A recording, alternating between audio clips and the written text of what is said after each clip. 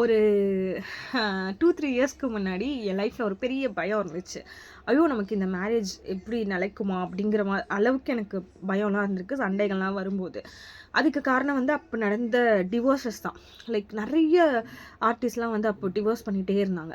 அப்போ எனக்கு ஒரு பயம் வந்துச்சு. ஐயோ! 20 இயர்ஸ் வாழ்ந்தாங்க, இவ்வளோ வருஷம் வாழ்ந்தவங்க எல்லாமே டிவோர்ஸ்னா அப்போ நம்ம என்ன பண்ணுறது? நம்ம இன்னும் லைஃபே ஸ்டார்ட் பண்ணலையா? அப்படிங்கிற நிறைய பயங்கள்லாம் இருந்துச்சு. அதுக்கப்புறம் அந்த பயம் போய் அண்டர்ஸ்டாண்டிங் பண்ணுறதுக்கு கொஞ்சம் டைம் ஆச்சு. பட் இப்போ நான் யோசிக்கிறது, எந்த ரிலேஷன்ஷிப்புமே எந்த வயசில் வேணாலும் டிவோர்ஸ் பண்ணலாம், எந்த வயசில் வேணாலும் கல்யாணம் பண்ணலாம், எந்த ரிலேஷன்ஷிப்புக்குள்ளே எந்த வயசில் வேணாலும் போகலாம். அது தப்பு கிடையாது. பட் எதுவாக இருந்தாலும் அது மாரலி ரைட்டாக இருக்கணும்.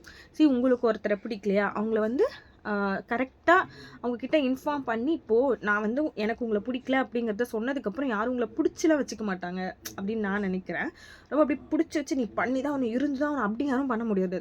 ஸோ நான் வந்து ரைட்டாக எனக்கு இது செட் ஆகலாமா, நான் வந்து டிவோர்ஸ் பண்ணிக்கிறேன் அப்படின்னு இன்ஃபார்ம் பண்ணி அதை கன்ஃபரண்ட் பண்ணி அதுக்கப்புறமா இன்னொரு ரிலேஷன்ஷிப்பில் போகிறதோ மேரேஜ் போகிறதோ எதுவுமே தப்பில்லை. பட் இப்போது இந்த 2 டேஸாக வந்து டீசருக்கு வந்து மேரேஜ் அப்படின்லாம் வந்து பேசுகிறது, அவங்களோட பர்சனலாக பேசுகிறதே தப்பு தான். பட் இப்போ இருக்கிற சோஷியல் மீடியா யுகத்தில் வந்து அது ஒரு நார்மலான விஷயம் ஆயிடுச்சு. பட் அதில் தேவையில்லாமல் ஒரு 2 கிட்ஸை இழுக்க வேண்டாம், இவங்களை இப்படி நினச்சிருப்பாங்க அப்படி நினைப்பாங்க அப்படின்லாம் இழுக்க வேண்டாம்னு தோணுது. Mother is a mother, father is a father.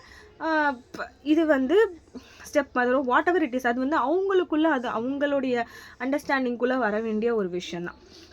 ரீசெண்டாக வந்து நான் வந்து வரலட்சுமி சரத்குமார் மேம் அவங்களுடைய ஒரு இன்டர்வியூ பார்த்தேன்.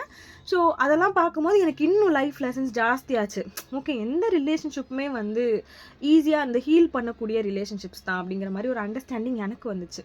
ஸோ யார் வேணாலும் எப்போ வேணால் கல்யாணம் பண்ணலாம், எப்படி வேணாலும் கல்யாணம் பண்ணிக்கலாம். அது அவங்களோட விஷயம். அது ப்ரைவேட்டாக வச்சுக்கணுங்கிறதோ இல்லை எல்லாருக்கிட்டையும் இன்ஃபார்ம் பண்ணணுங்கிறதோ கூட அவங்களோட விஷயம் தான். ஸோ அதுக்குள்ளே நம்ம ரொம்ப இன்வால்வ் ஆகி யாரையும் வந்து ஹர்ட் ஆகக்கூடாது அப்படின்னு நினைக்கிறேன். இந்த மாதிரி தாட்ஸ் வந்து எனக்கு கூட வந்திருக்கு. நாங்கள் வந்து சின்ன வயசில் இருக்கும்போது எங்கள் அம்மாவுக்கு கூட இன்னொரு கல்யாணம் பண்ணலான்லாம் யோசிச்சிருக்கோம். பிகாஸ் அவங்க அவ்வளோ ஹர்ட் ஆகிருக்காங்க. பட் அது நடக்கலை. பட் நாங்கள் எங்களுடைய சின்ன வயசு அந்த எண்ணம் வந்து அதெல்லாம் வந்துருந்துச்சு. ஆனால் அப்போ எங்கள் அம்மா வந்து சில வார்த்தைகள்லாம் எங்ககிட்ட சொல்லுவாங்க, அது தப்பு, இது அது அப்படின்னு. ஓகே, அப்போ நாங்கள் வந்து அதை அண்டர்ஸ்டாண்ட் பண்ணிக்கிறோம். பட் இப்போ யோசிக்கிறோம், மம்மி வந்து தனியாக இருக்காங்கன்னு இப்போ யோசிக்கிறோம். ரொம்ப ஹர்ட் ஆகுறோம் அவங்க தனியாக இருக்காங்க அப்படின்லாம். பட் அப்போது வந்து இப்படி இருக்கும் அப்படின்னு எங்களுக்கு தெரியாது. நம்ம யுகம் வந்து இப்படி மாறும் அப்படின்லாம் நமக்கு தெரியாது. ஸோ யார் வேணாலும் எப்போ வேணாலும் யாரை வேணாலும் கல்யாணம் பண்ணலாம். அதில் கமெண்ட்டே பண்ணக்கூடாது. அது அவங்களோட விஷ், அவங்களோட சந்தோஷம். எல்லாரும் நல்லா இருக்கணும், நிம்மதியாக இருக்கணும், அவ்வளோதான்.